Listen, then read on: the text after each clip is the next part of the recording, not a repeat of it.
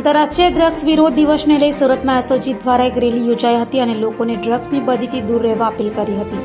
26મી જૂન આંતરરાષ્ટ્રીય ડ્રગ્સ વિરોધી દિવસને લઈ સુરતના પોલીસ જવાનોએ એક રેલી યોજી હતી।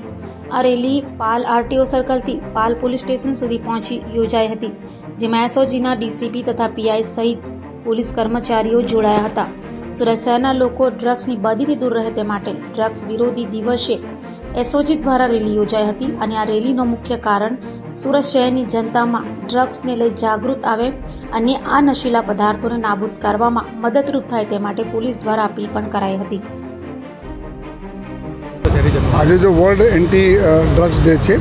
आज निमित्ते गई काले पर जो है शहरना रिक्शाओं ऊपर जो है अलग अलग आ दूसर जो है ड्रग्सना एना શું जो नुकसान एना આપણે થઈ રહ્યા છે અને એના અટકાવવા માટે શું કામગીરી થઈ રહી છે, અવેરનેસના કામગીરી શું થઈ રહી છે,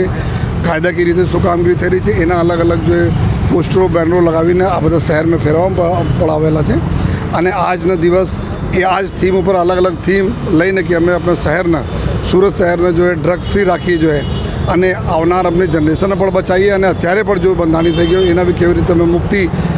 કેન્દ્રો મારફતે જો એના કાઉન્સેલિંગના મારફતે એના દૂર કરીએ એના લઈને આજે એક માર્ચના આયોજન કરવામાં આવેલા, જેમાં 250 જેટલા અમારા જો અધિકારીઓ અને જવાનો ભાગ લીધેલ। અને હું બધાને આપણે સુરત શહેરજનોને ખાતરી પણ આપું છું કે સુરત શહેર પોલીસ જો આપની પોલીસે સતત એના આ દૂષણને દૂર કરવા માટે કાર્યવાહી કરી રહી છે। આપ ગયા વર્ષોમાં બી જોઈ શકો છો જેટલા નેટવર્ક હતા મોટા મોટાના તોડવામાં સફળતા મળી છે। એના માટે અત્યારે જો પેડલર છે, જો ડ્રગ વેચવાલા અલગ અલગ ટીમીઓ અપનાવતા રહે છે, પરંતુ અમારી બી ટીમ સક્ષમ છે આ બધાને પૂરા નેટવર્ક તોડવા માટે। આપથી મારી વિનંતી છે કે આપ કોઈ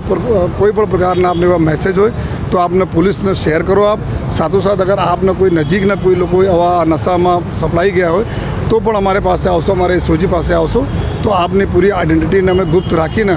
जो भी नशा मुक्ति केंद्रों और जो भी आपने मदद જોઈએ અમે લોકો 100% મદદ કરીશ। આ એક સાથે લોકો મળીને અમને સુરત શહેરના નશા મુક્ત જો